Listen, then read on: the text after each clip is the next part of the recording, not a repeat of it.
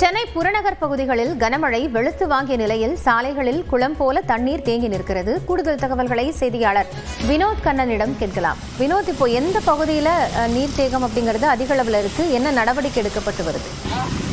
காயத்ரி, சென்னை புறநகர் பகுதிகளான ஓஎம்ஆர் சாலை, இசிஆர் சாலை உள்ளிட்ட சுற்று வட்டார பல்வேறு பகுதிகளில் கனமழையானது காலையிலிருந்தே வெளுத்து வாங்கியது. சுமார் 2 மணி நேரமாக தொடர்ந்து பெய்து வந்த இந்த கனமழையின் காரணமாக சென்னையின் பல்வேறு இடங்களில் மழைநீர் குளம்போல் தேங்கி நிற்கின்றன. நாம் பார்த்து கொண்டிருக்கும் இந்த காட்சி சோலையுள்ள தொகுதிக்குட்பட்ட சித்தாலப்பாக்கம் பகுதியில். சித்தாலப்பாக்கம் பகுதியிலிருந்து ஒட்டியம்பாக்கம் செல்லக்கூடிய இந்த பிரதான சாலையில் எப்பொழுது மழை பெய்தாலும் இந்த இடத்தில் மழைநீர் குளம்போல் தேங்கி நிற்கின்றன. குறிப்பாக இந்த தேங்கி நிற்கக்கூடிய இந்த தண்ணீர் மழைநீர் மட்டுமல்லாமல் அங்கு சாலையில் கழிவுநீரும் சேர்ந்து இந்த சாலையில் தேங்கி நிற்பதால் அந்த சாலையை கடந்து செல்லக்கூடிய வாகன ஓட்டிகளும் அப்பகுதி மக்களும் மிகவும் அவதிக்குள்ளாகின்றனர். குறிப்பாக நோய் தொற்று ஏற்படக்கூடிய ஒரு அபாயம் உள்ளதாகவும் அப்பகுதி மக்கள் அச்சம் தெரிவிக்கின்றனர்.